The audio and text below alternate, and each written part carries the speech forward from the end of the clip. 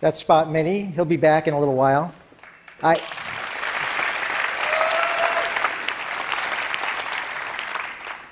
love building robots.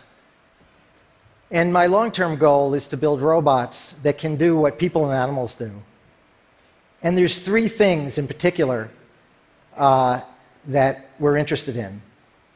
One is balance and dynamic mobility. The second one is mobile manipulation. And the third one is mobile perception. So dynamic mobility and balance. I'm going to do a demo for you. I'm standing here balancing. I can see you're not very impressed. Okay, how about now? How about now? Those simple capabilities mean that people can go almost anywhere on Earth on any kind of terrain, and we want to capture that for robots. What about manipulation? I'm holding this clicker in my hand. I'm not even looking at it, and I can manipulate it without any problem. But even more important, I can move my body while I hold the manipulator, the clicker, and stabilize and coordinate my body, and I can even walk around. And that means that I can move around in the world and expand the range of my arms and my hands and really be able to handle almost anything. So that's mobile manipulation. And all of you can do this. And third is perception. You know, I'm looking out of the room with over 1,000 people in it, and my amazing visual system can see every one of you. You're all stable in space, even when I move my head, even when I move around. That kind of mobile perception is really important for robots that are going to move and act out in the world. So I'm going to give you a little status report on where we are in developing robots toward these ends. This is, the first three robots are all dynamically stabilized robots. This one goes back over a little over 10 years ago, Big Dog, and it's got a gyroscope that helps stabilize it. It's got sensors and a control computer. Here's a cheetah robot that's running with a galloping gait where it recycles its energy, it bounces on the ground, and it's computing all the time in order to keep itself stabilized and propelled. And here's a bigger robot that's got such good locomotion using its legs that it can go in deep snow. This is about 10 inches deep, and it doesn't really have any trouble. This is Spot, a new generation of robot, just the slightly older than the one that came out on stage. And we've been asking the question, you know, you've all heard about drone delivery. Can we deliver packages to your houses with drones? Well, what about plain old legged robot delivery? So we've been taking our robot to our employees' homes to see whether we could get in the various access ways. And believe me, in the Boston area, there's every manner of stairway, twists and turns. And so it's a real challenge, but we're doing very well, about 70% of the ways. And here's mobile manipulation, where we've put an arm on the robot, and it's finding its way through the door. Now, one of the important things about making autonomous robots is to make them not do just exactly what you say, but make them deal with the uncertainty of what happens in the real world. So we have Steve there, one of the engineers, is giving the robot a hard time. And the fact that the programming still tolerates all that disturbance, it does what it's supposed to. Here's another example where Eric is tugging on the robot as it goes up the stairs. And believe me, getting it to do what it's supposed to do in those circumstances is a real challenge, but the result is something that's going to generalize and make robots much more autonomous than they would be otherwise. This is Atlas, a humanoid robot. It's a third-generation humanoid that we've been building. I'll tell you a little bit about the hardware design later. And we've been saying, how close to human levels of performance and speed could we get in an ordinary task like moving boxes around on a conveyor? And you know, we're getting up to about 2/3 of the speed that a human operates on average. And this robot is using both hands, it's using its body, it's stepping. So it's really an example of dynamic stability, mobile manipulation, and mobile perception. Here, we actually have two Atlases. Now, everything doesn't go exactly the way it's supposed to.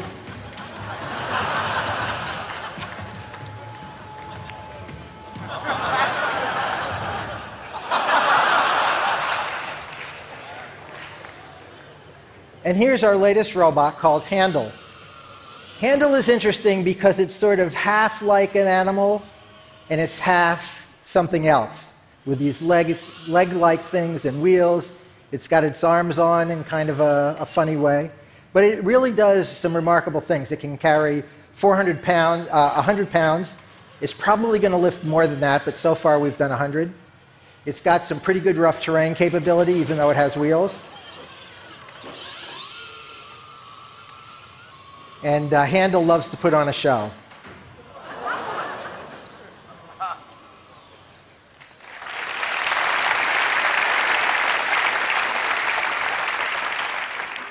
I'm going to give you a little bit of robot religion. A lot of people think that a robot is a machine where there's a computer that's telling it what to do, and the computer is listening through its sensors. But that's really only half of the story.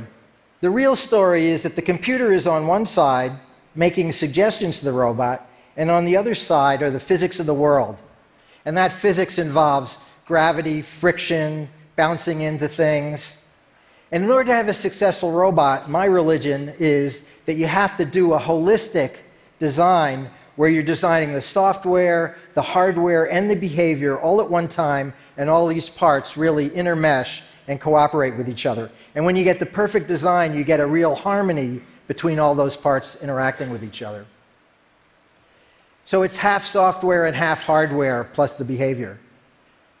We've done some work lately on the hardware where we tried to go, on the picture on the left is a conventional design where you have parts that are all bolted together, conductors, tubes, connectors. And on the right is a more integrated thing. It's supposed to look like an anatomy drawing. And using the miracle of 3D printing, we're starting to build parts of robots that look a lot more like the anatomy of an animal. So that's an upper leg part that has hydraulic pathways, actuators, filters, all embedded, all printed as one piece. And the whole structure is developed with a knowledge of what the loads and behavior are going to be, which is available from data recorded from robots and simulations and things like that. So it's a data-driven hardware design. And using processes like that, not only the upper leg, but some other things, we've gotten our robots to go from big, behemoth, bulky, slow, bad robots, that one on the right, weighing almost 400 pounds, down to the one in the middle, which was just in the video, weighs about 190 pounds, just a little bit more than me. And we have a new one, which is working, but I'm not going to show it to you yet, on the left, which weighs just 165 pounds with all the same strength and capability. So these things are really getting better very quickly. So it's time for Spot to come back out, and we're going to demonstrate a little bit of mobility, dexterity, and perception. So this is Seth Davis, who's my robot wrangler today, and he's giving Spot some general direction by steering it around, but all the coordination of the legs and the sensors is done by the robot's computers on board. The robot can walk with a number of different gaits. It's got a gyro, or a solid-state gyro, an IMU on board. Obviously, it's got a battery and things like that. Now, one of the cool things about a legged robot is it's omnidirectional. In addition to going forward, it can go sideways. It can turn in place. And this robot's a little bit of a show-off. It loves to use its dynamic gaits, like running. And it's got one more. Now, if it really is show-off, it would be hopping on one foot, but, you know. Now, Spot has a set of cameras here, stereo cameras, and we have a feed up in the center. It's kind of dark out in the audience. But it's going to use those cameras in order to look at the terrain right in front of it while it goes over these obstacles back here. Now, for this demo, Seth is steering, but the robot's doing all its own terrain planning. This is a terrain map where the data from the cameras is being developed in real time, showing the red spots, which are where it doesn't want to step, and the green spots are the good places. And here it's treating them like stepping stones. So it's trying to stay up on the blocks, and it adjusts its stride. And there's a ton of planning that has to go into an operation like that, and it does all that planning in real time, where it adjusts the steps a little bit longer or a little bit shorter. Now we're going to change it into a different mode where it's just going to treat the blocks like terrain and decide whether to step up or down as it goes.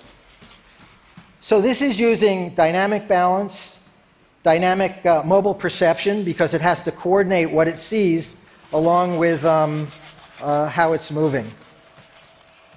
Now the other thing Spot has is a robot arm.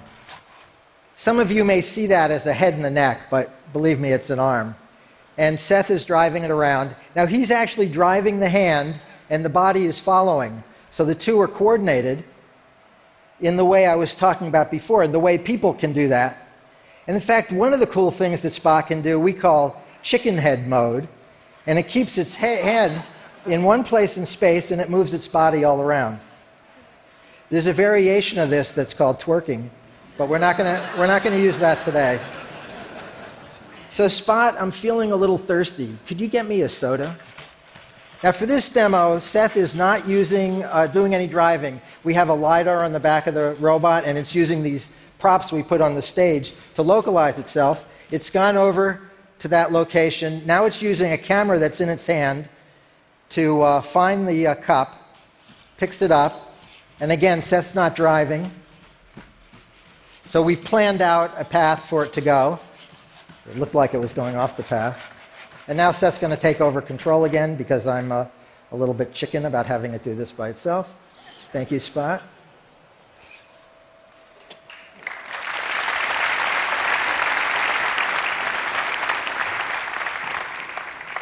So Spot, how do you feel about having just finished your TED performance?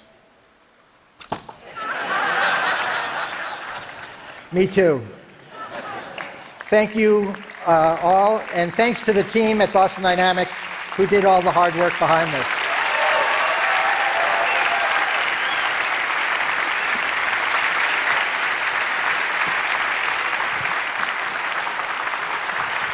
Mark, come back in the middle. Thank you so much. Come over here. I have questions. So you mentioned the UPS and the package delivery. What are the other applications that you see for your robots? You know, I think that robots that have the capabilities I've been talking about are going to be incredibly useful. About a year ago, I went to Fukushima to see what the situation was there. And there's just a huge need for machines that can go into some of the dirty places and help remediate that. I think it won't be too long until we have robots like this in our homes. And you know, one of the big needs is to take care of the aging and invalids. I think that it won't be too long till we're using robots to help take care of our parents, or probably more likely have our children help take care of us. And there's a bunch of other things. I think the sky's the limit. I mean, many of the ideas we haven't thought of yet, and people like you will help us think of new applications. So what about the dark side? What about like the military? Are they interested? Sure. The military has been a big funder of robotics. I don't think the military is the dark side myself. But I think, as with all advanced technology, it can be used for all kinds of things. Awesome. Thank you so much. Okay. You're welcome. Take care. Thank you.